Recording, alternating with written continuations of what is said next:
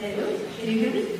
Yes. Very nice. Good evening, ladies and gentlemen, and welcome to this edition of Totally Locally, where we're going to be talking about climate change and the narratives around climate change and the cultural relations that can help take climate action and take the conversation forward.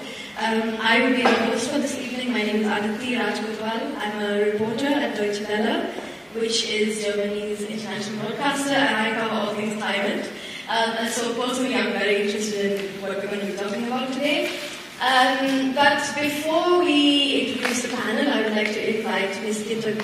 Jock up here to tell us a little bit about IFA and has organized this wonderful event, and talk to us a little bit about what we might expect.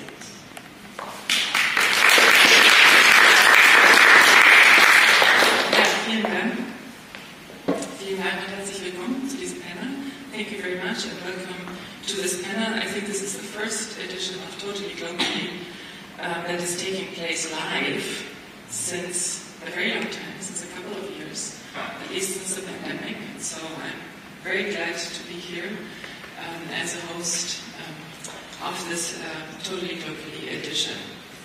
Yeah, dear panelists, friends and colleagues, welcome, dear Stadthalle Stuttgart. We're very happy to have you as a partner. Thank you for hosting this live event. As was already mentioned, my name is Peter Schoch. I'm the head Secretary General of IFA, Institute for Cultural Relations.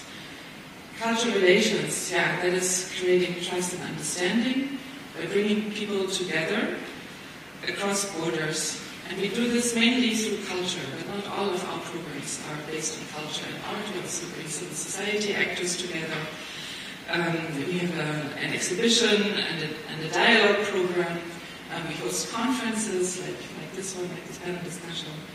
And what's always important for us is to engage in a partnership approach when we bring actors, activists, artists together from different parts of the world.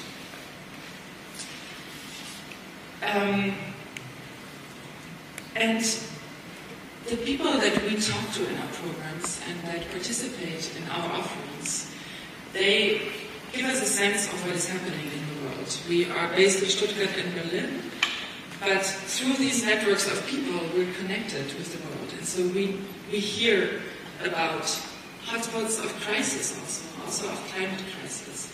In our program, in our cross-culture program, which is a program that supports people who engage in certain topics and values, such as climate change, in countries like Cuba or Egypt.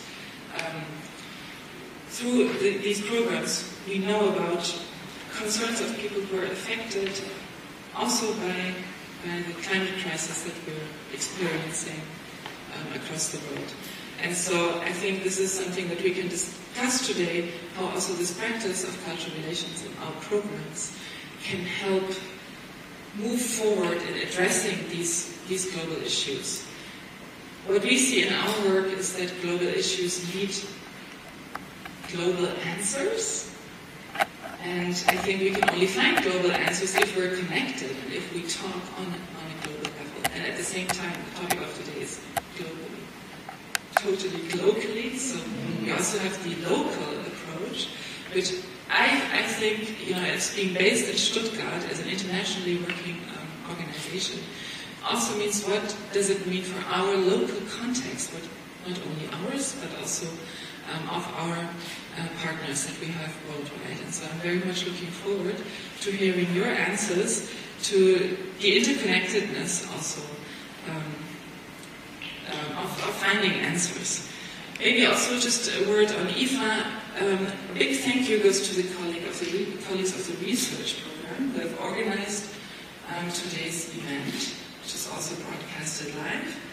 And the team of the research program just on Monday introduced a study that is connected to the climate crisis. And they asked the question, is a decolonial climate foreign policy even possible? So the invitation also to you to consult this study that was recently published. Only 7 years to go until 2030, the year until which many countries aim to decisively reduce their carbon emissions. The recent report by the Intergovernmental Panel climate change highlighted how critical the situation is.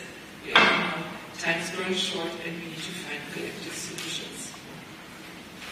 But so far, I think we probably in this room all agree that not enough has been done. The climate crisis is becoming more and more visible and is faster moving than scientists predicted. It's clear that humanity needs to act now. On the other hand, there are also many positive examples of people working together. We see climate activist movements such as Fridays for Future that have successfully mobilized millions of young people, also across borders. I think this is a really nice parallel to our work, because this is also what we're trying to do, bring people together across borders.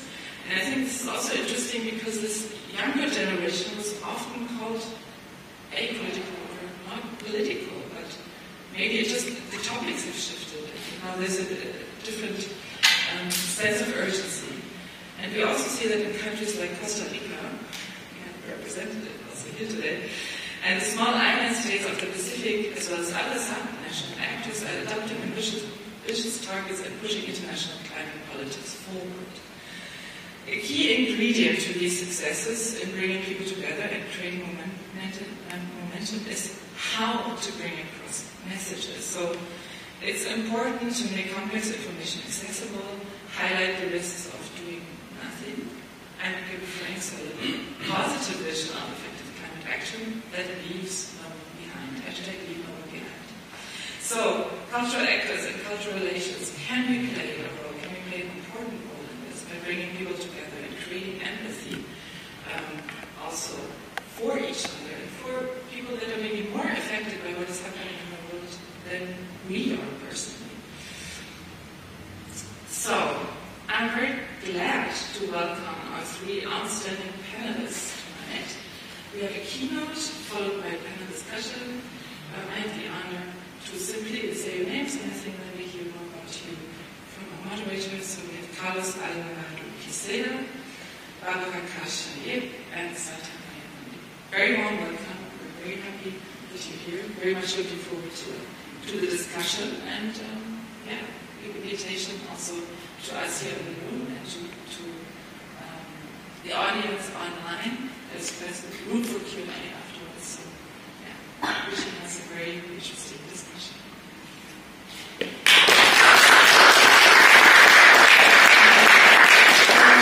kick off the evening, I'd like to invite Mr. Carlos Alvarado Quesada to the stage to give us a keynote speech. As you might have heard, he is the former president of the beautiful country of Costa Rica, which is an environmental and climate leader, and we're very excited to hear what you have to say. Thank you.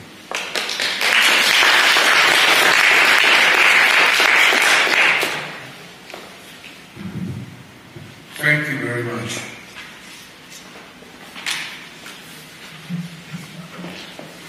First of all, I want to thank Eva for the invitation, very kind invitation. I'm honored to be here, and also I want to thank the Robert Bosch Foundation that made it be possible to be here. Also want to thank the executive director of Eva and Yannick and Miguel, who've been very kind and generous these last days. Also to my fellow panelists. I hope we have a great discussion. And so I'll be trying to, some disclaimers. I'll try to talk for 30 minutes so we can have more of a conversation to make it more entertaining. Second, even though I'm a former / current politician, I don't know how you call that, I'll try to speak not from certainty, but from what I've seen and I believe could be some clues. So please don't, what I'm going to say, don't see it like a criteria of authority to impose a view, but as a shared view of something. And while talking now, 30 minutes, I'll try to talk about 5 things. Five things. Photographs, graphs, graphs, the 3Ds, I'll get into that, empathy, The fifth thing is partnerships. So those are the five things I'll be sharing. Photographies. Sometimes we forget how human we are while discussing topics as climate change. And I can tell you we forget that when we are in a negotiation room, in a COP, or between countries. And you know you have the delegation stepping, everybody with their ties or their dresses, being very in the topic they are addressing. Or when we're discussing local politics of what the energy transition should be, we tend to mask how human we are on that. One thing I learned early in politics while being Minister of Labor, and I was talking by a former Minister of Labor, a friend of mine, he said that politics is like, it's like when you're in high school and you take a photograph of the class. You take a photograph of the class in high school, what's the first thing you do? You know it right away. What's the first thing you do when you look at your class photograph? You look at yourself first. It's very human. It's your instinct. You want to know how you look for posterity into that photograph. Either if you're with your eyes closed, either if you're smiling, or if you're in a goofy position. Everybody takes the picture, the photograph, looks at it, and the first thing you do, you don't look at the whole class. You don't look at the time, you look at yourself. And that's what happens in politics very often. While in a global discussion, we tend to first think of how we are going to appear in the current picture and in the future picture of how that discussion is evolving.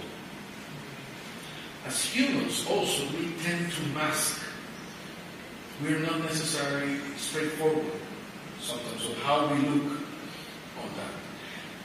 But also, I do believe we need to be empathic, not only of how we look at ourselves, but to understand how others look, how others perceive their position is. And I'll link this eventually with discussing about empathy. But let's put that first concept there. How we look at ourselves in regard to a situation, either if we look good or not. Because I think this is relevant for the discussions of the challenges that I have. The second thing I want to talk is about grass. About the grass in the park. And in the last 20 years, I've come across two great examples that I want to share with you today. The first time I listened to this was with a colleague of in Brighton, in Sussex University. One of my professors, he made his studies in geography. He's a specialist on development. But when I asked him what his thesis was, his capstone for graduation, he said, my capstone is on grass in the parks. And I was very intrigued. Can you do a thesis on grass in a park? He said, yeah, actual thesis. So his approach was, what was the appropriate size of the grass in order to have the best experience in the park? And he did a whole thesis about it, and all that came from that. How often you need to cut it, when you need to cut it, what was best for any activity. A whole thesis on that. Not long ago, I came across another professional, an ecologist professional, and she addressed the same question. How long should the grass be on the park? On her framing as an ecologist, the answer was, you should not touch the grass in the park. You should let it grow as much as you can, because it's there where in urban ecosystems, actually, you get all the bugs, the flowers, the insects that actually pollinate all around and make transformations for us and give us services So to the same question, how high should the grass be in the park, she had a completely different answer. So to the grass story, also very banal, I want to add 2 points. How important is the way we frame problems or situations in regard of the outcome of the answer we gave? That's one. Depending on how we frame the question in the same subject, we can have completely different answers. But 2, are those answers exclusive one of the other? Is either we can have one or the other, but not both? And that one is an intriguing question. Let me put another example. Very long ago, I used to be in a high school rock band with my friends.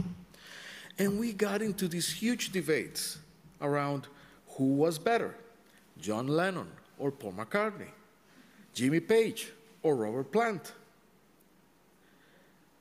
And then one day I thought to myself, why can't we just enjoy both, together and separately? Why does it have to be one or the other? And we humans tend to do that, tend to think it's either one answer correct or the other. Is it there possibility that we can have a dialogue between different answers? So that's so far with the grass and how sometimes we can framing determines our answers, and also sometimes we believe we have the answer. Can we establish dialogues between answers and narratives and framing of problems? Sometimes humans, as we see one picture in which we see ourselves, we tend to grab only one framing of the problem and the question and get attached to one answer. But then I'm going ahead to what I want to express. So I'm getting into the 3Ds, my third point. In 2019, Costa Rica developed the decarbonization plan of Costa Rica. It was the first plan of decarbonization national of a sort after the Paris Agreement of 2015. And it was a transformative plan, not of the environment, but of the whole economy. It was developed by the Ministry of Planning, the Ministry of Finance, the Ministry of Agriculture. Everybody was involved, civil society, you name it. And we developed the decarbonization plan. And at the moment, using these concepts I've just showed, my framing of the thinking was that net zero, it's the final line. Net zero, it's the goal. We need to do everything to get there, right? So we did that. And our decarbonization plan was very praised. It was polemical at the time, but also came across with several solutions. When I look back, even though I believe it's still the plan is good, I question my narrative and its framing in many regards. One, it's thinking about net zero as an end line. Now, if you think about it, about framing, net zero, it's not the end, but it's just the beginning. Net zero as a problem we are aiming, or as a solution to solve a problem, I realize now it's the beginning of a series of transformations that we don't even have started to understand fully. So net zero, it's not the end of something, it's the beginning actually of something. And something that in many ways we don't know yet some of the answers. And I want to go, let's keep in mind the grass and the photograph. Recently, I came across this conversation, which is, from what I come from, very straightforward. There was this discussion group in how can we make countries and people go faster to renewables? It was a proposal, well-meant proposal, with that framing. How can we make people help? How can we make people embrace more rapidly renewables? From our picture and our framing, that's the right narrative. Well meant. But is that the best narrative to actually enforce that change? When we developed the decarbonization plan in Costa Rica, 2019, we were starting as a country that has 99% of its energy, of electricity, being clean and renewable. So we were well ahead on that. A country that has 30% of its land protected, 50% forest coverage. Actually, we increased the ocean protection from 3 to 30%. But when you see other realities, when you see a country that depends 30% of its economy on extraction of fossil fuels, when more than 25%, and I'm talking in these cases literal countries in Latin America, my region, 20% of the government revenue comes from fossil fuels. Employments come from fossil fuels. Fossil fuels are heavily subsidized. That means that if you want to take away that subsidy, you need to increase the price radically. So the outcome of saying we need to go renewables as fast as possible, full stop, cutting the grass to that level, seeing that picture, what shows is a threatening scenario that generates lots of anxiety. Why? Because that transformational brings along too many changes that you don't know how you're going to deal with them. And I can say that politically. I've seen in Latin America countries that have huge riots, including almost ousting a government because of changes of energy subsidies. I've seen candidates not talking about this because they know it's a loser in election. It's better to talk about fossil fuels because it's better for the election. So does that mean there's no solving of this? No, I do believe there are options, and I come here to the 3Ds as a framework, conceptual framework that I like to share to address this dilemma. And I call it 3Ds because the first D is decarbonization. We need to decarbonize. And more, that's not an optional debate. It's a must, locally. In 2015, less than 10 years ago, Paris Agreement. The Paris Agreement has many names. Paris Agreement's one. Second is the destruction of the demand of fossil fuels. That's the second name of the Paris Agreement. The third name of the Paris Agreement, transforming about everything, transforming how we do everything. That's another name of the Paris Agreement. If you were to put that on the text, 190 countries will have approved it? I don't think so. If you put in the text, all the here sign will do everything as possible to not go beyond 1.5 or 2 degrees, will you sign this? Yes, because it's a confusing narrative that does not explicitly say you need to change the way you produce about everything. Narrative again. In that picture, where it's kind of blurry, we accept all to be included in. So the first is decarbonization. 10 years ago was a contested area. The United States was not there. 2019, when we launched the decarbonization plan, we were on our own, basically. If you think about it, 2022, Inflation Reduction Act in the United States, the largest injection of billions of dollars for transforming the industries and owning the electric vehicles market, the renewables market. Why? Because that's going to be the industries of tomorrow. So that was a contested area. It appears it's not anymore.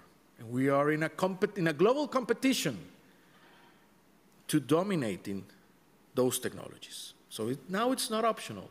Now even the skeptics know that the forecast of the demand of fossil fuels is going to change in the future. Decarbonization.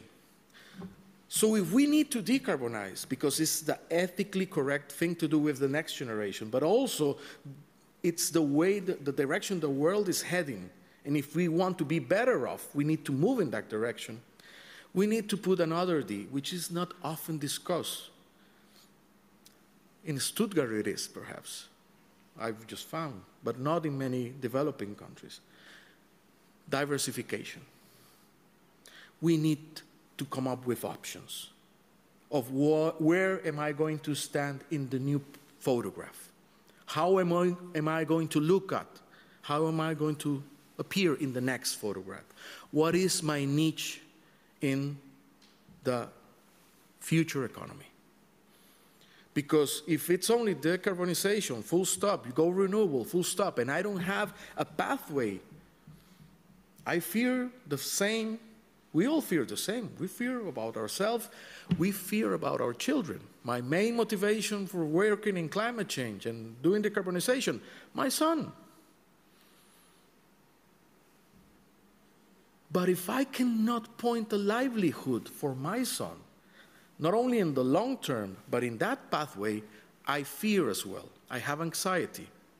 I need a narrative. I need options, more narrative and options.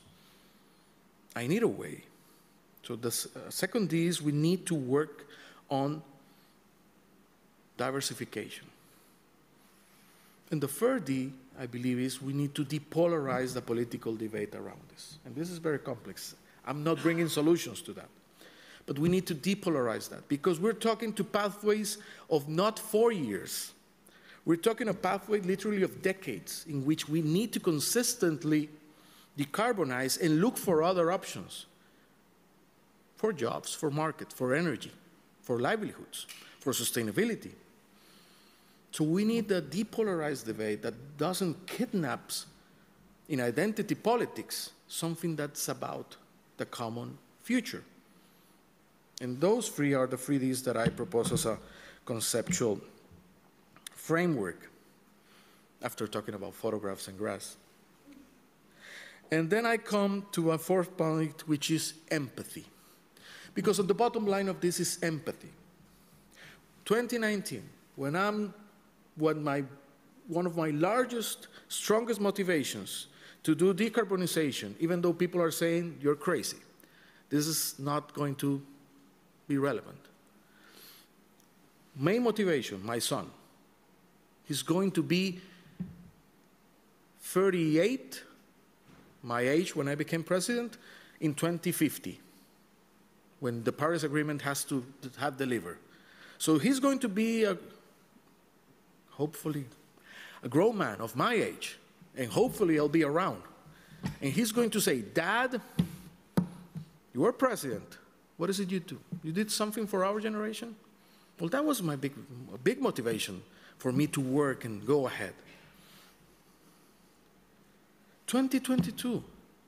Yes, that's a very powerful motivation, but it's not only my motivation. Countries that heavily rely on fossil fuels for the livelihoods, or they need to give answers as well to their children. If you say you need to go renewable, full stop, it's kind of you saying you're on your own. You've got a threat, and you're on your own. Go figure it out. No wonder you are resistant. You're anxious. You don't like that picture. We need to be empathic on that. We need to be empathic. Try to take off the mask that we use in diplomacy and politics. Think also obviously with our brains, but our hearts and our guts. They say more and more that the neural system is wired from the brain to the digestive system. Empathy. And that we have to use in the regional debate, talking about global and local. We have to build that empathy. Countries like Nigeria, heavy exporter of fossil fuels, large population in Africa. Colombia, large producer of coal. Ecuador also. 25% of the country budget relies on exports of fossil fuels. We need to come together and we need to have an empathic debate on how to do it. Intergenerationally, an empathic debate. We need to get onto an understanding because as we are humans and we tend to forget, We have feelings in regards of these topics. Some people feel anger. Countries feel angry. My country, they say, I was a couple of days ago with the High Envoy for Marshall Islands. Her country is going to disappear in a couple of decades. Has she polluted, or her people? No, but the country is going to disappear. Anger. Guilt. The feeling of guilt of, oh, what have we done sometimes? And then sometimes, I'm just naming those two, it gets so unbearable that you might respond to the opposite, indifference. It was not me who did that. Somebody has to fix it, not me. So in regards of anger, indifference, guilt, we need to come across other kind of solutions and feelings and empathy to bring a path. And I think we've done it sometimes. The Paris Agreement is an example of that. It's an example that even it's tough and even it's imperfect, we can come across and agree in certain terms to certain solutions, in a common pathway. That doesn't mean we have to forget or erase things that have happened, but we need to have an emergent paradigm in order for together, that's important, together have solutions. We usually think in terms of an us and a them, globally, regionally, without never obliterating diversity. We need to also, in that diversity, consider the common us to make that possible. And to my fifth point, you have remembered I talk about photographies, I talk about grass, I've talked about the 3Ds, decarbonization, diversification, depolarization of the politics.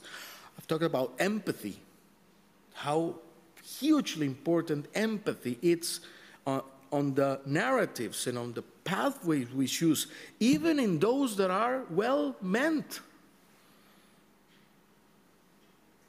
Again, 2019, that we go for decarbonization. Perhaps I didn't realize how threatening that argument was when we started putting it down there. My fifth point is,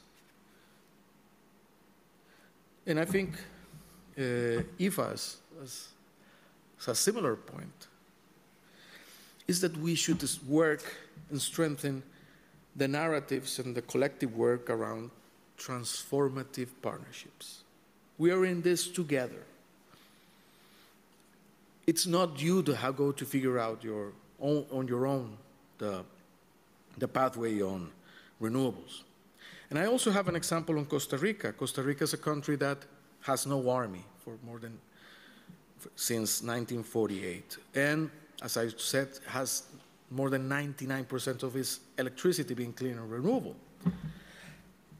And many people say if we should apply directly those schemes. But I understand, I will do wrong, I believe, if I preach to everybody, abolish the army, and to preach to everybody, go 99% electricity, clean and renewable. What the power of that is the power of example, but of example of change.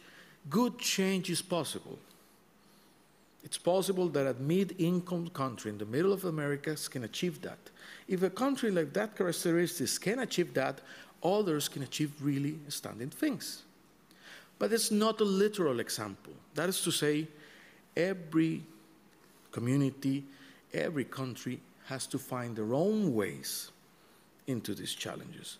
But we have to do it together, because there's an asymmetry on knowledge, there's an asymmetry of finance, there's an asymmetry of many things, but there's no asymmetry on a solution. Either we have a solution, common solution, or we are collectively doomed.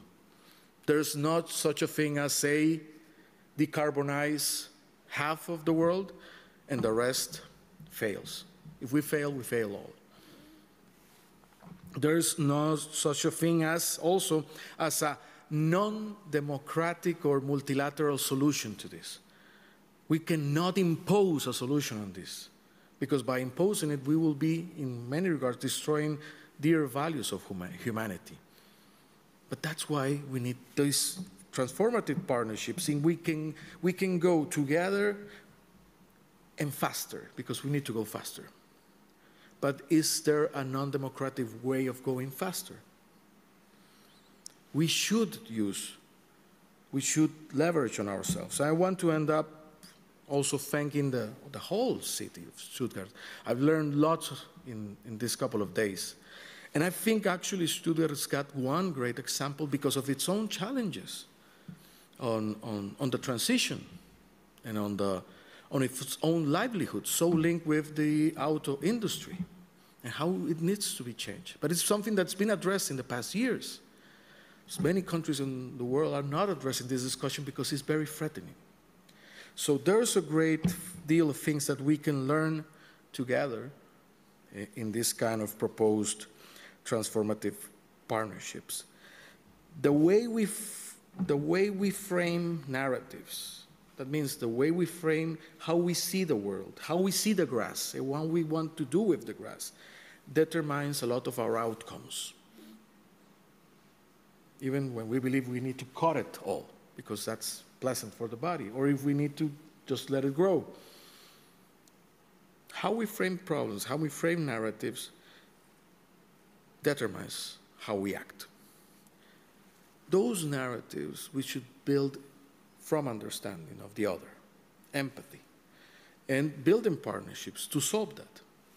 I do believe, and I say believe, and I say it singularly because I don't think I have the complete answers, but I believe in that route, in that line of thinking, there may be some solutions in the diplomacy of climate, in global institutional finance and many others, and also how communities, within communities and throughout communities relate, that could have the power to improve our solutions.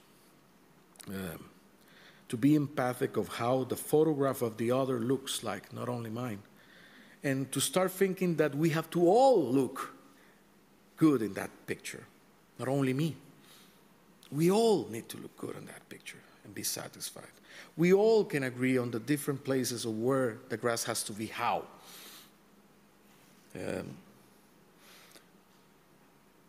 We need to enhance not only our rationale and the science behind it. I do believe in the science, but when we emphasize a lot on the science, it's emphasizing, and we have a problem, but we need to be empathic about how the solution impacts the difference.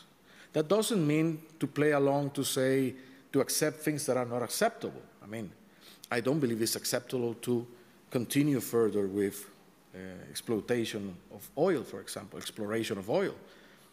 I do believe that the oil we have to keep underground. That's not necessarily my answer. But then we need to provide pathways to that point of view to make it happen in reality. So yeah, that's 30 minutes. Thank you very much.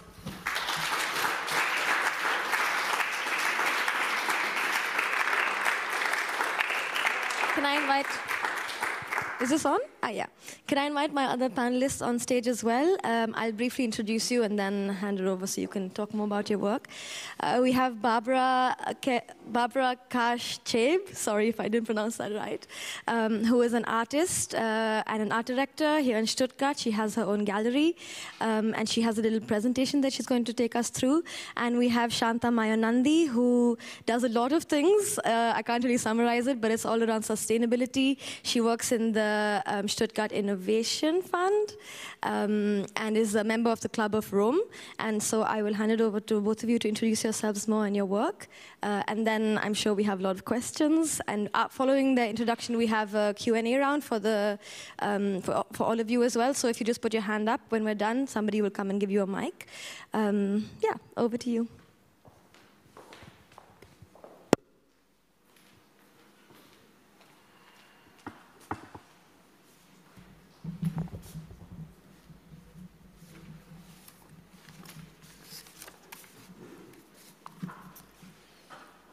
Thank you very much, Aoife, for the invitation. My name is Barbara Karsch-Shape. I live and work in Stuttgart. I'm very pleased to be able to participate in this panel discussion today, which I briefly would like to introduce the art space Kunstklima, the exhibitions, the network, and the art education. The art space Kunstklima, Art Climate, was founded in 2021, and it is a part of the Studio 104A, which exists since 2008 in a backyard in Stuttgart West. It is the first art space in Stuttgart to exclusively show exhibitions on the theme of climate change and sustainability. The bracket between the terms Kunstklima is provided with a blank space. It opens a possible space for communication and connection. The blank space preserves openness and flexibility. Unique exhibitions with works by artists from very different disciplines are shown, with a focus on predominantly scientific topics such as climate change, energy transition, weather, plants, earth history, history of the earth, biology, chemistry, and artificial intelligence. The focus of the exhibitions is largely on the content of a work shown and its art education. Lecturers of the area of science and others are invited to complement the exhibited topics. We make 4 exhibitions per year, one with an artist of the Academy of Fine Arts Stuttgart. We are very grateful for the financial support of the Cultural Office of the City of Stuttgart and the Foundation Rittersport. We try to sensibilize people's perception through our exhibitions, to raise their awareness, because only in this way, we believe, can anything be changed. Furthermore, we point out possibilities that can be used in our future and try to create and spread networks worldwide. Here are a few examples of our exhibitions. The first artist who exhibited in March 2022 in the art space was Evangelia Duni. She worked with earth, which she spread in the room and put a table and chairs on it. There were also collages printed on raw canvas showing motifs with details from everyday life and fragments of hands and arms. Clemens Schneider showed monumental works on paper made of used textiles, into which he incorporated elements that transformed noise from a neighboring construction site into meditative sound.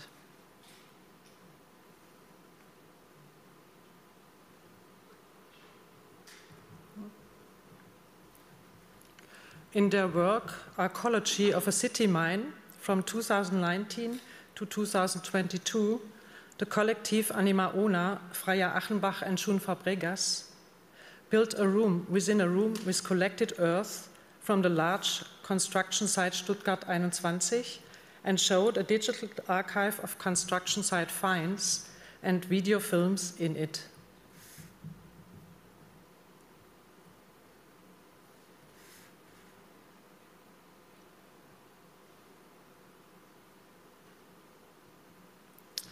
This year, we started with the artist duo Badel-Sarbach from Switzerland, with the installation Lost Waters and Found Stairs, a video installation and various objects. I recommend the publication of this exhibition, the first one we made. Until June 16, Benjamin Miller, who studies with Öykü Süngün and Samuel Durand, among others, at the Academy of Fine Arts in Stuttgart, is exhibiting in the art space. In the exhibition Blossom, each monument is created only for a single moment. Each item is found in everyday environments, especially plants in the green spaces of Stuttgart. The exhibited pieces will be borrowed, assembled for the exhibition show, and then afterwards returned, if possible, otherwise recycled. The exhibition will change its appearance constantly over the period of 4 weeks. For the Friday, June 16, I'd like to invite you cordially to come to the finissage of the exhibition with a speech of Enno Lehmann. Thank you for your attention.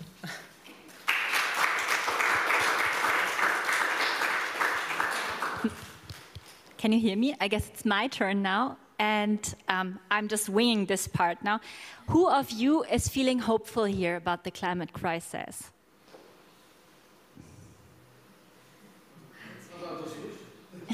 So, for me, one thing is very important because I'm an environmental lawyer, and studying what is happening around us can very easily make you feel despair. I mean, as you were talking about all these core emotions, it's become a choice for me to see the glass as half full. Another quote that I'm led by is by Gandhi. I mean, I'm Indian, so I guess it was put into my cradle by my parents, is being the change I'd like to see in the world. And Martin Luther, if the world was to go down tomorrow, I'd still plant an apple tree.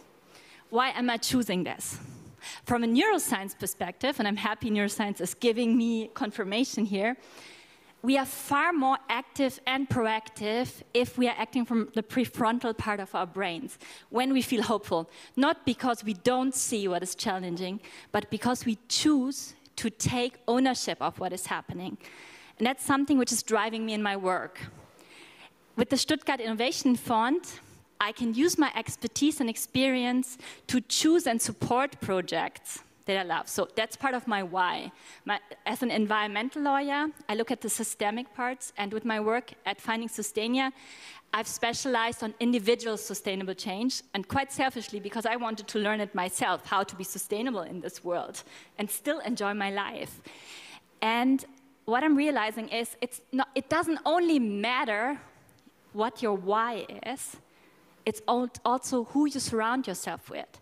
That you're around people who are surround yourself with. That you're around people who are constructive and who are positive. Because I've noticed in my work, I've been an activist for at least 15 years, probably all my life. Actually 39, I think we share the same birth year. Is that people who are very negative drag you down. We are the 5 people we surround ourselves with. And for me, for instance, coming to Stuttgart is always a breath of fresh air, and it's definitely not your train station. And all these construction sites, it's incredible. We just got lost just coming here. My heels probably still have grass. It's the narrative that Stuttgart is boldly creating, even though it's looking quite grim sometimes. It's that it is administration at the Innovation Fund, which is choosing to go against all administrative hurdles to create that positive narrative. And that itself helps me to recharge my hope energy. And I invite all of you to also look out for those positive examples, because that is a very powerful way of rewiring our brain. And another thing I really highly recommend is doing media detoxes. Because our brain is wired to look for negative news. The news is full of negative news, and of course it's good to do it in a certain dosage, but once a day, once a week does suffice. I've experimented it myself, and I very much recommend it. And I'm really looking forward to this discussion. And I didn't say much about what I do, but I'm sure you can look me up on LinkedIn if that pleases you.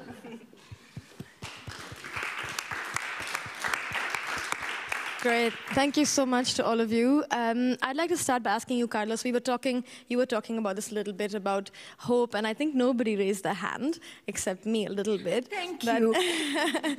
But I think we live in a time now that's so polarized between even hope and despair. You know, I mean, I think people have stopped denying climate change as much. It's very much being accepted as a reality. But now the new kind of denial is doomism, or this feeling that there's nothing we can do. And I think a lot of people are feeling it because politicians in power don't seem to be doing as much as they should be doing. I don't mean to put you on the spot. I know you've done a lot.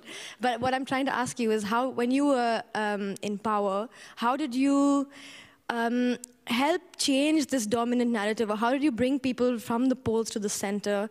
Could you talk us through that process, how it was for you, and maybe some examples of what worked, what can work? Yeah, I think that could be a really central question for this entire crisis. Thank you. Thank you. It's still not on, I think. Hello. Hello. Can I help you? It's like Yeah, 1 second. Maybe you can use mine. Thank you. Several things come to my mind. One, I do believe, I do have hope, and hope, I believe, is a choice. Hope is a choice. And for me, the root of hope is action. I decide to be hopeful, and I decide also to do something about it. And keeping it realistic is not to be just hopeful and naive about it. Because, yeah, I decide to be positive, and I decide to fight until the end.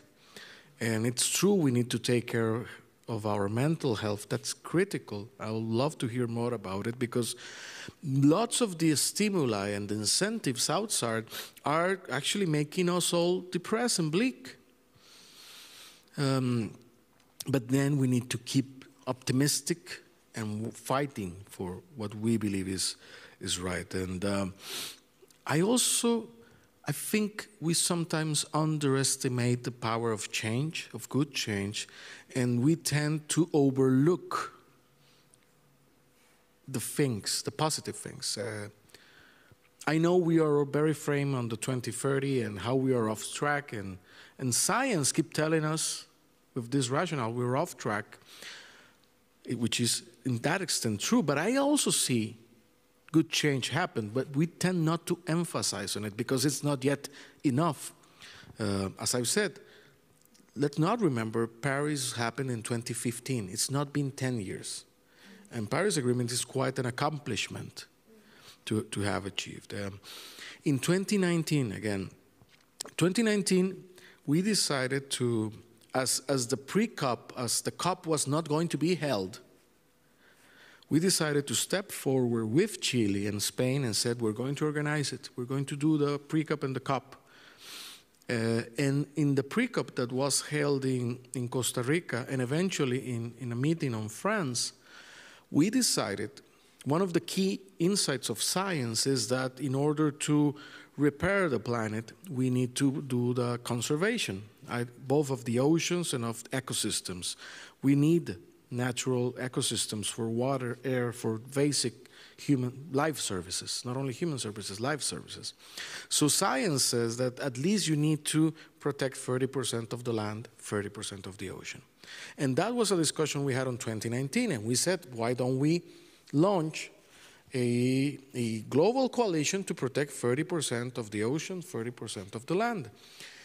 And there everybody said it was impossible. It was not going to happen. It was too ambitious. Even in the case of Costa Rica, which is a let's say, hardcore conservation country, we had to go a little further inland, like 1% or so. In the ocean, we have less than 3% of the ocean protected. And Costa Rica is 92% ocean. Wow. So the little strip that you see on the map is only 8%. We are mostly ocean. So we needed to protect the size of the ocean that's even bigger than our land territory. With all the interests that are surrounding that, actually it's around the Cocos Island, the famous Cocos Island that's got all that biodiversity. So even in our case, many people said that's impossible. But no, we agreed to do that, and we launched a high ambition coalition for nature and people, and we started with 5 countries saying we need the 30 by 30. That's 30% of the ocean, 30% on the land by 2030. And as we were founders of that, we said we need to preach with the example. So we did in 2021, after a consultation process, we expanded our ocean protection from 3% to 30%. But not only that, the coalition started to grow. It went from 4 countries to 40 countries. And then it got to 100 countries. Everybody said it was impossible. But when we got to Glasgow, the coalition was a little less short than 100 countries. But in Glasgow, Costa Rica, Panama, Colombia, and Ecuador agreed to create one of the largest protected ocean areas in the Pacific. In Galapagos and Cocos Island, all that area. We agreed together to protect it. We were empathic in that moment. We were together, and nobody was like the leader of it. We were all together into that. When I ended up my term of president, we were more than 100 countries in the coalition. And on December of 2022, remember this story started in 2019, it's impossible to achieve it. In December of 2022 in Montreal, more than 190 countries decided to agree on the 30 by 30 goal. That means that 190 countries, small ones and big ones, are going to protect 30% of their territory, of the planet. So was it impossible? No. But we achieved that as a global community. But that doesn't make the trick, right? So it's possible to achieve those kinds of things. That's why I'm optimistic. It doesn't make the news. It's not like a Star Wars film that everybody goes to see it or so. But change is possible. It can happen. Have you seen any sort of narrative shift within politics or within people, like in the larger community, when this change has happened? So since 2019 to now, have you seen like a narrative shift? Do you find more people hopeful, or do you think that because there's not enough news and coverage, and because we cover bad news anyway in the media, you haven't really seen it as much as you maybe feel like? I don't see a narrative change, but I do see change. That's the kind of the paradox.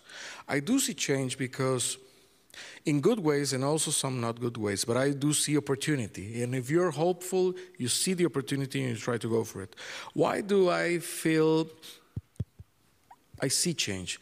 Especially because now the dominant, when we started doing this a while ago, during the Trump administration, I mean, you didn't see the dominant narratives going into that direction.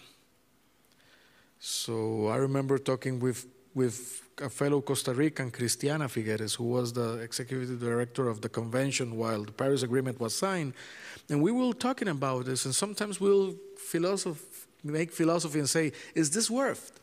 But once Cristiana told me one thing I won't forget. She said, like, if you're in a big car jam, and you have all the big vehicles, the trucks stocked, and you have a small bike, you can just go through and go ahead, and everybody's going to look at you. That's Paris. Yeah, so that's a little bit like if you just go, then the others might see a way and follow.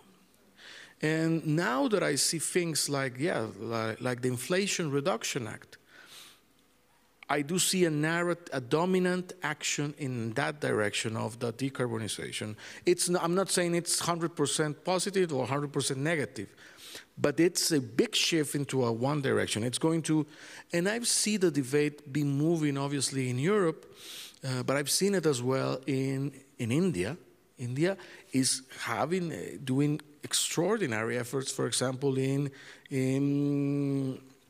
photovoltaic energy. Even China is moving in that direction because it's not only a matter of the energy, it's a matter, and that's a different discussion, of owning the industries of the future. Mm-hmm. So in that regard, I do see a movement that was not there 10 years ago, was not there 5 years ago. It's now. On narrative, I don't see us following along, but I think it has to do with my answer, not the answer, but my answer is that we need to bring along this component of empathy because even if well-meant, we sometimes enter in narratives that turn to be exclusive or confrontational. Right. If we say we need to do this change, full stop, we are leaving people out of the discussion. Right. not giving them options. So I think we need to recognize that and say, okay, these are my needs, but what are your needs and how we can solve this? Maybe Shanta, do you want to respond to that? I mean, because you work a lot with the well-being of especially activists, and maybe you're seeing some of this play out in your work. The point of empathy you're raising is very important, and also when we have an opponent, let's say we want to discuss with our spouse. If I come with a lot of reproaches, the person shuts down. And so if you come from a place of empathy, of at least understanding where the other person is coming from, a place of fear, a place of not wanting to lose their business, a place of habits, I can listen and respond in a very different way, and the results are going to be better. And here I'm speaking from a negotiation background, where if the other person feels respected and seen, we get much further. I mean, there are some people we can never have a discussion with. I doubt I could do that with Trump. But with most people, if they feel respected and heard, we do at least get a few steps ahead. Yeah, I think that's super important, and I will come back to that. Barbara, I just want to ask you, as an artist, what do you think the role of art and culture plays in this kind of empathy, talking to people, bringing people together, forming alliances? What has been your experience? So, okay, yeah. So we are in a backyard in Stuttgart West, so it is very interesting. We try also to invite the neighbors and to talk with the neighbors, yeah, to be in a good mood with in our openings, and to talk or to bring them also in our space to talk about the art, because we see our art as possibility to make a transformation and to sensibilize them for an awareness and getting more mindfulness. And so we want to talk with the people from our surrounding. We think this is very important to start in this point, and not to think we go outside and we don't ignore them. Or yes, I think these are the people, they live there, and it's very interesting to bring them in our space. It's not easy to do. Yeah, I invite them always, and some of them are coming. And of course, all the artists are coming, but I also want to involve so the normal people.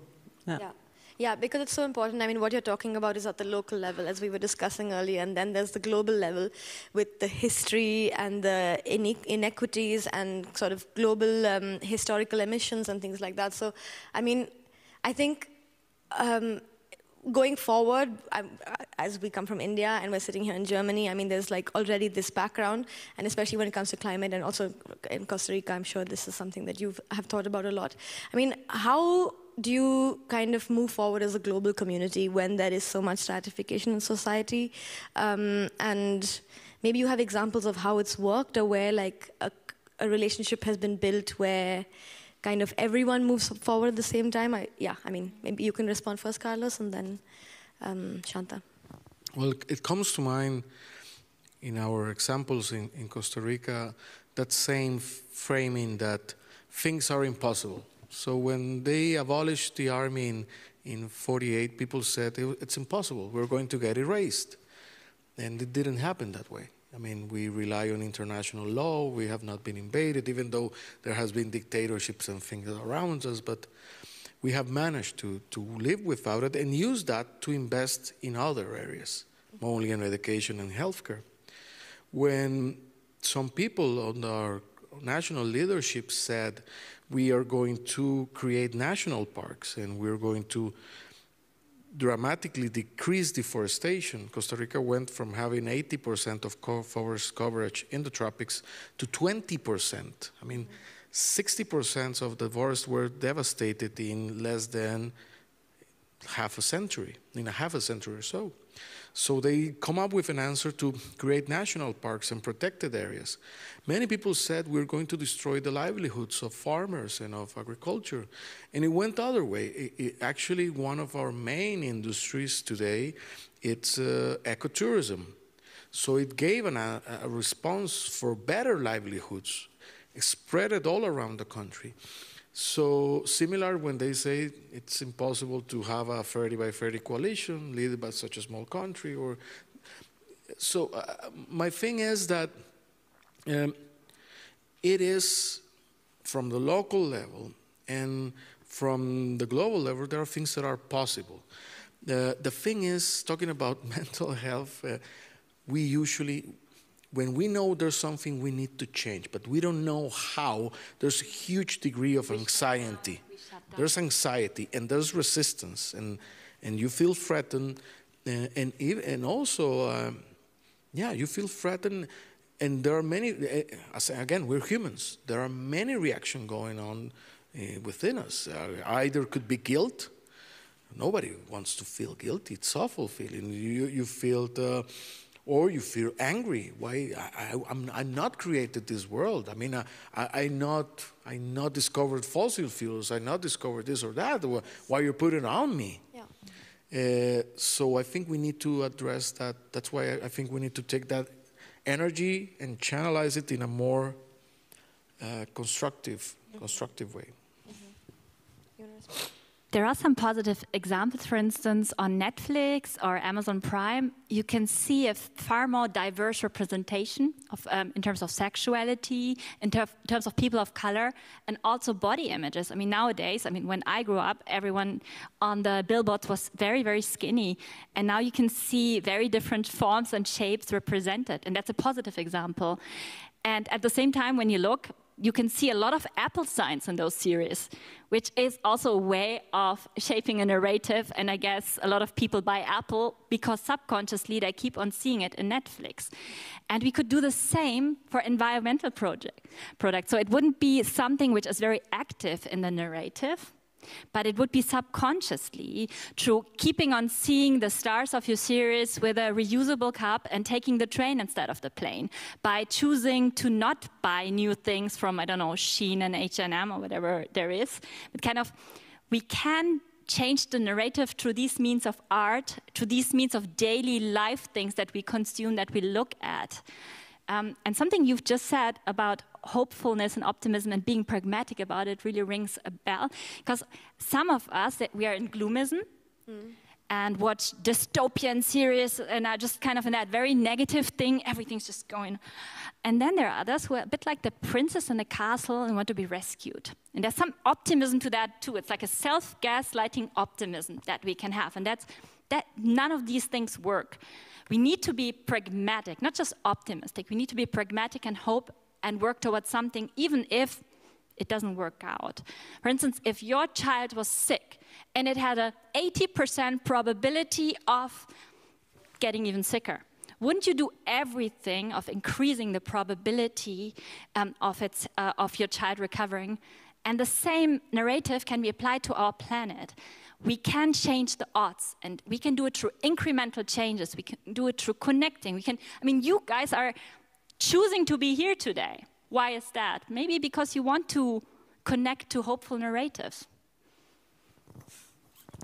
Do you want to respond, Barbara, or shall I? I can talk. Yeah, sure. I can talk about two projects we want to make. We invited an artist from Berlin in September, and she is working on the subject of moss, because we think this is a very important topic, and to also, I never heard before of that is moss so important for our world, and so she will make an action with eating the moss with chocolate, mixed with chocolate, and the word is earth. So this is one action, and also there is a collective, an artist collective. They took out the sound of the moss, so it's also, and the data of this, and transform it in a video. Wow. So I think this would be very interesting, also complemented with a lecture of a scientist talking about. So this is one thing, and in December we invited an artist. She is established in Stuttgart, and she is working more with plastic recycling, and we suggested her to connect a professor from the University of Hohenheim, because they work, or they develop a facility to make plastic of plants. And so we will connect them and also work maybe with a lecture, with her as a lecturer, and show we will see what will happen. So these are the possibilities we have to do and we want to do. Yeah, amazing. You're talking about connections and you were talking about making changes. And one thing that I feel with climate change is that because it's so big and complex, somehow it feels like sometimes, I don't know, maybe some of you in the audience feel this way, that you are only a small person and what you can do is only so little, whether it's to kind of throw away plastic straws or take the train instead of a plane or something like that. And so you feel like you can't impact larger action. And I think that is also a big part of how we think about this, that, yeah, you know, like I'm just nothing in this. So I wonder how in your work, maybe as closing remarks, because then we can open it up, how do you, what do you say to individuals who, are a little bit stuck in this mindset? And me too, to be honest. I feel I'm doing it because that's who I want to be. Because what I think of myself is, in the end, what matters the most. So it comes from a place of integrity and just wanting to be that person. I'll not go to your place and litter. And I don't want to do it in nature. And also something which also keeps me hopeful is when something really disturbs me, for instance, litter in nature, I want to be that person that picks it up. And not because I think I'm that powerful, but because I feel those small acts matter, and at least they do to me.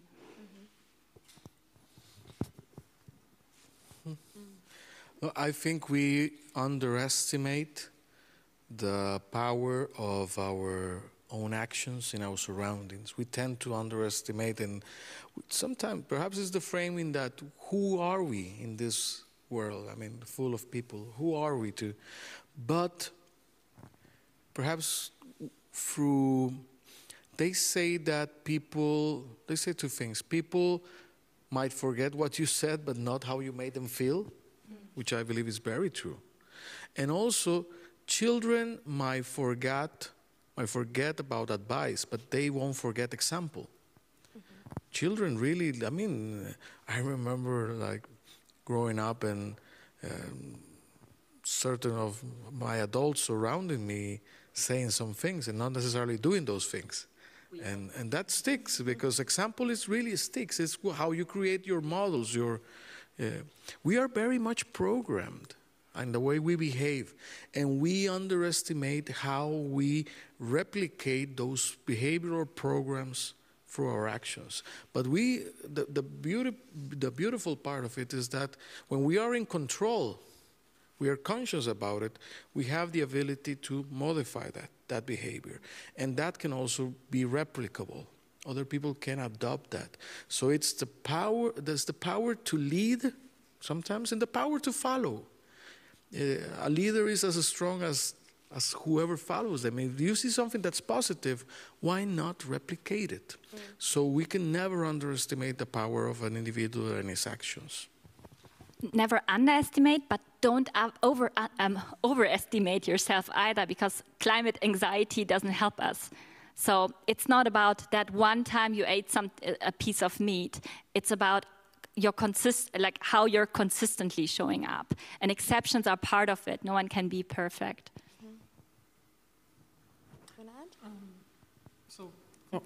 I told you about our bracket, the space in between, and I think that's very important. There are things we don't know, and we have to invite them, and we will see. So there are also will maybe coming or more bad things to us. Yeah, we don't know also, but we also have the possibility or chance to change something.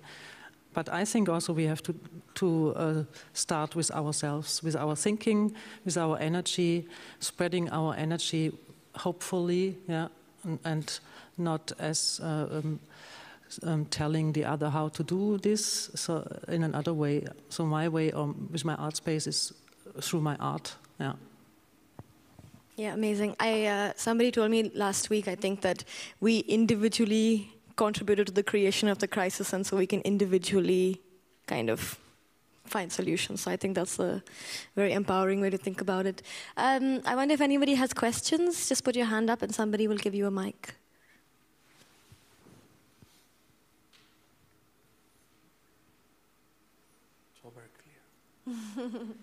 We don't bite. Is there anything anybody wants to add otherwise? Are you particularly inspired by something, somebody? Do you have any recommended reading or, yeah? There's this quote of a very dear, esteemed colleague from the Club of Rome. His name is Christian Berg, and he wrote this book, Is Sustainability Utopian? Ist Nachhaltigkeit utopisch in both languages? And there's one quote which really hit me, and he's a physicist. That's his background, so it's very scientific as well. But there's one quote he said, "We cannot want to preserve something that we don't love." And I think it's really about connecting with nature, connecting with all that beauty that just activates that kind of love we also need to save humanity in this planet. Any questions? Yeah?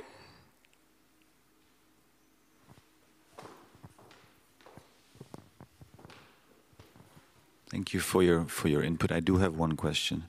You said one of your 3Ds was depolarize, and that's probably why I didn't put my hand up when you asked if I was hopeful or not, because I'm very worried about debating culture. So populism is on the rise. Maybe it's not on the rise, but it's very present. Let's put it more optimistic. And how do you as a politician, how do you do that? So we see, there's the example of German government said, we need to decarbonize. We do the heating law, for example. And said, this is a good thing. You know, new heating needs to be run by renewables. And then there's the big fear of climate change. And I think everyone is afraid, and a lot of people are shutting it out. And then there's the small fear that some people will not be able to afford new heating. There's been exceptions to that. And everyone has been focusing on, heating law, dictatorship. And the debate is not constructive, not empathetic. Lots of politicians are fearful of even bringing up the issue. And I love your optimism, and I loved your speech, but the question is now, what is your take on how to depolarize in a system that is so, including news and everything, so prone and so focused on polarizing, because it's simple answers to complex questions. We don't even want complex questions, we want simple answers, simple. There's someone to blame. Long question, statement maybe. Thank you for that. I'd love to hear your input, all of you. Thank you. Well, thanks. That's a great question. Actually, that's one of the things that I try to answer to myself on, because I do believe it's necessary to depolarize. And to depolarize is not necessarily to not have the discussion. Or not to have conflict. We cannot, empathy is not avoid conflict. Empathy is to even go to it, but with an open mind and with the possibility to find common ground. And I think there's a nuance. And I actually, to your concerns that I believe are shared here, I actually believe that there are some traits in Germany that help to have those debates. For example, when I was discussing about this topic with certain people in the last days, and somebody said, well, it's kind of in an embarrassing way. It's even within the coalition that there is no agreement. They said within the government coalition there's. And I said, well, yeah, you can see that half empty, but there's also means that within the democratic system is the possibility to not have agreement, but even to discuss it through institutional means. And I believe that's possible, because what will be the alternative to that? The alternative to that will be the imposition of an agenda, not through the democratic means. So obviously, there's one huge anxiety when this topic comes along. It's lots of confrontation, social media, and how politics is worked that gives awards to the most radical positions. It's not helping, but as societies we are concerned to that, we need to be able, that's I believe part of the effort, to bring the debate to the middle. Not the middle being the possibility to compromise and to have agreement. The opposite of extreme is not extreme. The opposite of extreme is moderate. That's something also we need and we need to recover in politics, I believe, the capacity of moderation, the capacity, and also we need to learn about these things. And I think we will, because we have seen how it impacts our mental health, such a polarization. And I learned this also recently from a colleague, fellow at the Bosch, and that talks about mediation. And this is from conflict and war, but I think it had lessons for politics. Sometimes in current politics, the way we treat the other, and we tend to demonize the other. Whoever doesn't think like we think, we demonize. So how is it that you're supposed to have a deal with the devil? If you have demonized that person or that group, doesn't mean we need to accept everything. Closing that bracket, the bracket, we need to look for, even though we don't share positions, where is our common ground? And like in the great good agreements, like in the Paris Agreement, was everybody satisfied? No. A polemic, but I think good examples. South Africa after the apartheid. Was everybody absolutely satisfied? Not necessarily, but they overcome something that appeared also to be impossible. So I remain hopeful of growing the awareness of the necessity of bringing the debate to a position of more moderation that we can compromise collectively. And I believe that might come from the understanding of this problem and the understanding of how toxic polarization can be for societies. And I do believe that the German system, with the system of coalition and also the system of presidential votes and other things, actually is better equipped than others to address this. In presidential systems, polarization it's rewarded, not only with popularity, but with elections. Because the more you polarize, even though you own the largest minority, and if one minority gets to rule without having a debate like this, I believe that result is even worse. It's kind of even imposition. So it's tough. But I remain hopeful. We need the people that got democratic views, and statesmanship should be measured by that capacity of moderation, of empathy, not of polarization. This is the time in where any polarizing politician, I believe, it's harming. But that's an opinion. That's not a certainty. I also find the question of why someone is polarized interesting. For instance, in the US election around Trump or around the Brexit, these were often people voting for it for whom it was absolutely unbeneficial. And these were people who felt, and the same in Germany for the right-wing parties, these are often demographics that feel unheard, which are left alone, which are forgotten. And then they find someone who promises them something, even if it's against their own interests. And that's something, if we come with empathy and listen to their real needs and help them express it, because often it's also not exactly the most educated background, we can target them differently. For instance, France had a very high ratio of young people wanting to fight for ISIS. And then let's look at the unemployment rate of young French people. Then you can see there's a correlation. They could have also been directed towards a completely different cause, but there was someone finding them out, and those algorithms nowadays, they don't help, and targeting them. And if we start addressing those subjects, I think we can also do something on that polarization front. Question?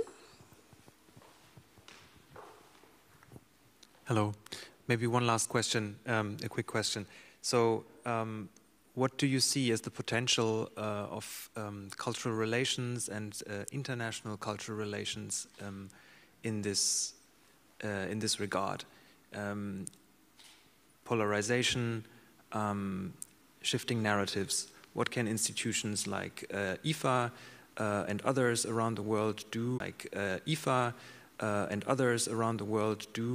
to encourage this greater empathy towards each other? How can they bring people together of different mindsets? IFA has an art department that sends exhibitions around the world, that receives artists from around the world. Art often has a sort of elitist reputation or an elitist bend. And I think what we have been talking about, or what you've been talking about, is often how do we bring people of different backgrounds together. And so I would be interested in Ms. Barbara's view on how to, your lessons from your work in making it more accessible, and from the other panelists, or also from you, Aditi, what do you see as the potential of cultural relations actors, institutions like IFA, but also individuals, in addressing these issues of how do we get meaningful action from people? How do we get the hope? How do we get the action going? Thank you.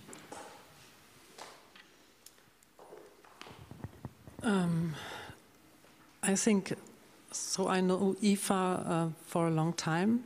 I worked as in art education also in the IFA gallery.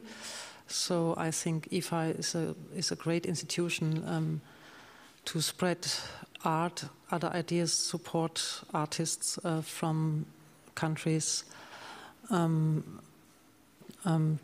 transition countries. And so one point is that we think art education is important to bring young people, children in our art space, for example, and to talk about the art and also about the topics behind, and that they also are active doing artistic work. So the second thing is that we try to make a network all over the world. So we started with a colleague in Santa Rosa in the United States. There is the first dépendance in there. So it's also our logo, Kunstklima and Santa Rosa, and this country, the name of the country, and we want to make it bigger, so that we also started in Stuttgart with an open call next year to invite artists from all over the world, but make exhibitions in institutions in Stuttgart, also other off spaces, but also Ghetto Gallery, and so maybe Künstlerhaus Stuttgart, to establish here next year or in 2025 a really big exhibition to the topic art and climate. So that are some goals, and we start to do this.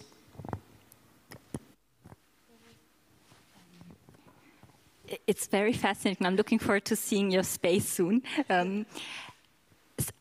I once got probably the weirdest request of my career to lead a secret workshop with Caucasian youth. It was first to be in Turkey, and then suddenly it was placed to Armenia. And there were young people from conflicting Caucasian regions, and Russia was to not find out. And it was also, I was briefed before, and it was very important to speak about commonalities. And we go into it, we always find something we have in common. Even the most polarized and different sets of groups will find something they share. Be it love for music, being it loving your child or something. And the more we focus on commonality, and that can very well work to beauty and art and projects and creativity, the more we forget that otherness, and the more we are in a we and can discuss. I mean, there were some heated moments where I wasn't sure what to do or what would turn out, but I did manage. But it's very rewarding to see how, in the end, we have more in common when we look for it. I do believe that art in general, the experience of art, not the individual experience of art, but a more collective experience of art can enhance that togetherness. Usually I show on one thing that amazes me is there are 3 sets of caves around the world, in Africa, in Spain, and Indonesia. Very similar caves about, it's called in Spanish rupestre, I don't know how to say it, which is the paintings of the hands on the caves. And some of them date to 40,000 years old. And what really strikes me in these very diverse places is how similar the hands are in that primitive art, and we can all relate. I mean, it's us.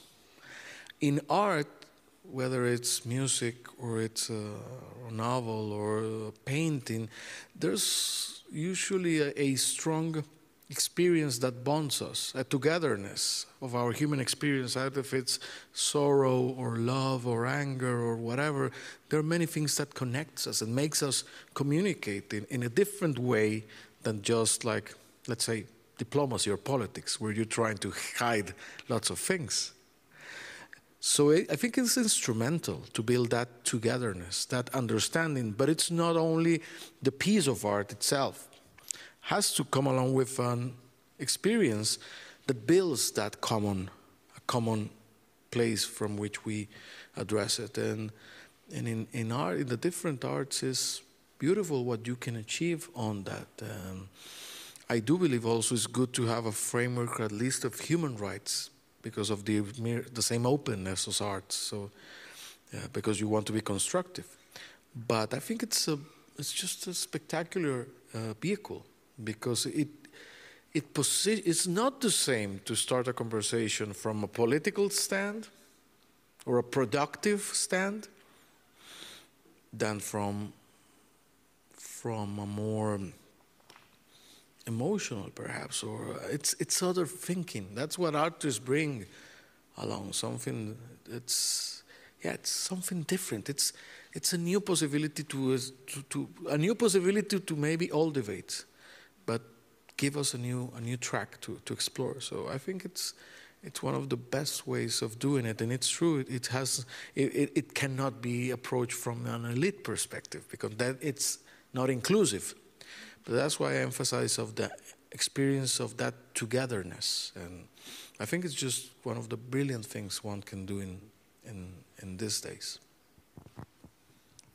Maybe I'll also quickly answer the other part of your question, and I'll try to answer it as a journalist from India, from the global south. I think you were asking about how cultural relations can help and how people can come together.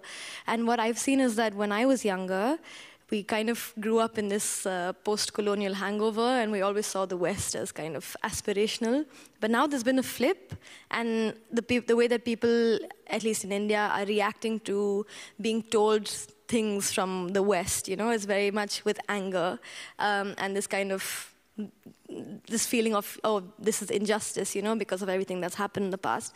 And yeah, and what you were saying, I think like now in the West there's a lot of guilt, and in the global South there's a lot of anger, and I don't think either of those are particularly like empowering places to act from.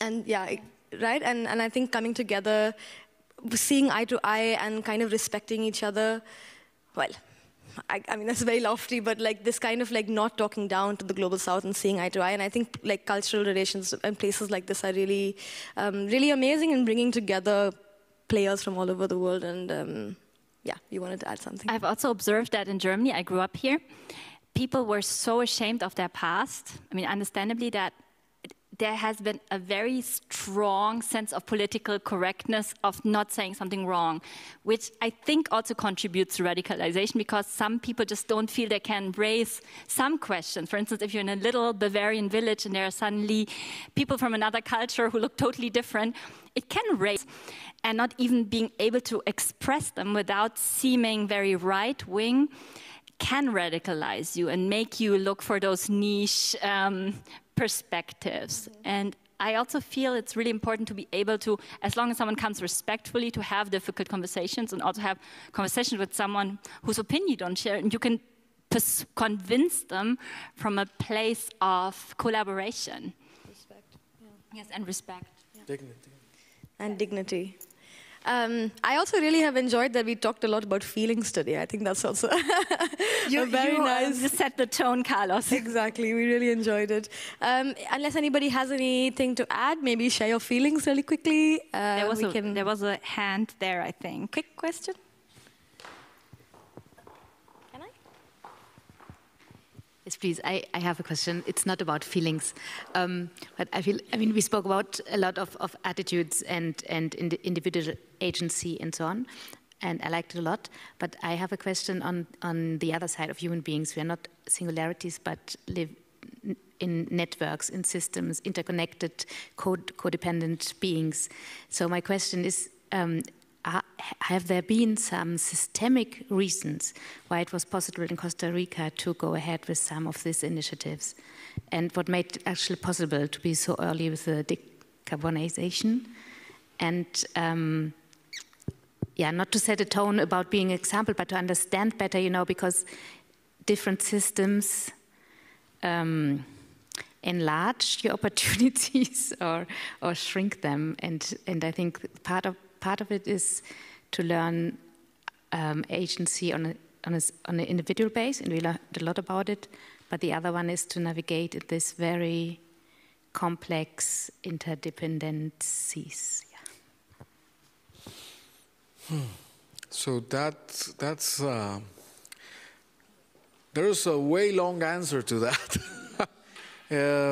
but there are some things of our history that I think planted a seed for this, and even from the times of the colony, that in that case, our remoteness and poverty were a trigger for a poor, very poor, but somehow egalitarian, not fully egalitarian, a little bit more egalitarian society, given that there were not big haciendajist systems, or there was encomienda, was kind of the equivalent to slavery, but it was not based on a huge scale. So from then, you had a particular development of a society. Our first head of state, for example, was a teacher.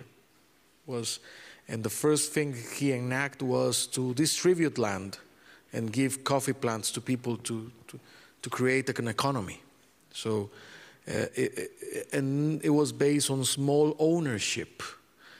I'm not saying that's fully the case. I mean, I have an ancestry that was either mulatto slave, and I have ancestry that was a Spanish descendant from conquistadors and migrants from, but that kind of piece is important. And also, eventually, that translated in a good thing, that we were not too much exposed to, for example, so the other way, we are the only country in Central America and the Caribbean that was not invaded eventually militarily. So we had reforms. Before the abolishment of the army, we enforced in 1941 universal health care publicly. And then we got rid of the army. Education was free and mandatory for men and women from 1869. We abolished the death penalty in 1872. Wow. 1872. So it was because we were kind of low radar, and that we were able to do many of those things. We are not a developed society, far from that. So we have interesting things. But I actually believe that those interesting things, with all our challenges and how imperfect we are, there are some things that, again, examples that should not be taken literally. It's not an example that you should do this. It's an example that good change is possible. Good things are possible to achieve. So that's my exercise of a short answer. On that very optimistic note, I thank you so much to all the panelists. That was such an interesting chat, and I learned a lot. I hope you all are going to take something away from it. Thank you so much for coming to join us. Thank you to IFA for organizing this, and have a lovely rest of your evening.